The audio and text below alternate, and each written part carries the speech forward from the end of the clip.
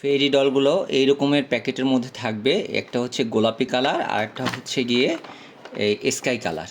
এই দুইটা কালার প্যাকেটের মধ্যে এই রকমের থাকবে। প্যাকেটের মধ্যে দুইটা এরকমের পাখনা থাকবে, যেটা আপনাদেরকে লাগিয়ে নিতে হবে, এবং একটা ইউএসবি কেবল থাকবে, চার্জার থাকবে। আমি তো এটা কিভাবে লাগাতে হয় একটু সবার জন্য দেখিয়ে দিচ্ছি। এই হচ্ছে ডল এইখানে এখানে হচ্ছে চার্জার পয়েন্ট, যেটা আপনার চার্জার দিয়ে থাকবেন, এবং এইখানে হচ্ছে সুইচ, এইটা থেকে অন অফ করতে হবে। এবং এখানে পাখা আছে, যেটা পাখার যে জায়গাটা একটু কাইন্ডলি দেখুন। এই যে পাখার যে এই যে পয়েন্টটা, এইটা নিচের দিকে থাকবে, আর এই যে পয়েন্টটা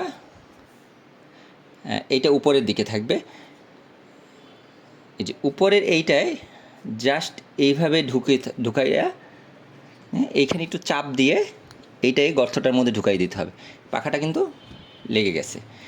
এইরকমই করে সেমভাবে দ্বিতীয় যে পাখাটা আছে, এই যে একটু মাথায় রাখবেন যে এই যে পয়েন্টটা,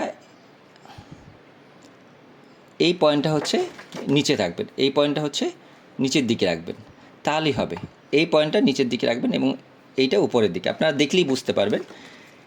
এইটা লাগানোর পরে যখন পাখনাটা লাগানোর পরে এখানে সুইচ আছে, এই সুইচ বাটনটা অন করবেন।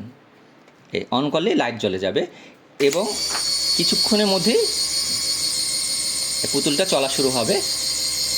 এখানে ধরে রাখলে এটা উঠবে না, আস্তে আস্তে নিচে হাত দিলে এটা স্পিডটা বেড়ে যাবে এবং এটা উপরের দিকে উঠবে।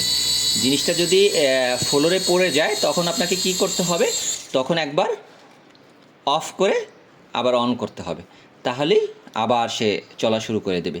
এটা হচ্ছে জাস্ট বেসিক এটা চালানোর নিয়ম।